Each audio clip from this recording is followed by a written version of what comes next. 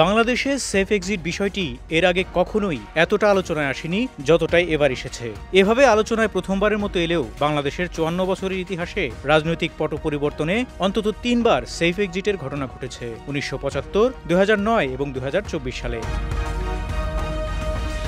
Safe exit বলতে সাধারণভাবে নিরাপদে কোনো স্থান ত্যাগ বা সরে যাওয়াকে বোঝায়। তবে রাজনীতিতে এই বিষয়টা অন্যভাবে দেখা হয়, যা অত্যন্ত জটিল। কারণ রাজনীতিতে সেফ এক্সিট বলতে এমন এক পরিস্থিতি বোঝায় যখন নানা অভিযোগে অভিযুক্ত ব্যক্তিকে জবাবদিহিতার বাইরে রেখে নিরাপদে প্রস্থান করার সুযোগ করে দেওয়া হয়। অন্তর্বর্তী সরকারের উপদেষ্টারা সেফ এক্সিটের কথা ভাবছে এনসিপি নেতা নাহিদ ইসলামের এমন মন্তব্যের পর রাজনীতির মাঠে এই প্রসঙ্গে আলোচনা চলছেই। এমন পরিস্থিতিতে প্রশ্ন ওঠে যে বাংলাদেশের রাজনীতিতে সেফ এক্সিট বিষয়টি কিভাবে এলো, এর আগে কিভাবে সেফ এক্সিটের ঘটনা ঘটেছে। বাংলাদেশে সেফ এক্সিট দেওয়ার প্রথম ঘটনাটি ঘটে ১৯৭৫ সালে। পরিবারের ১৮ জন সদস্য সহ তৎকালীন রাষ্ট্রপতি শেখ মুজিবুর রহমানকে হত্যার পর অভিযুক্ত সেনা সদস্যদের রক্ষার জন্য ইমডেনিটি অধ্যাদেশ জারি করা হয়।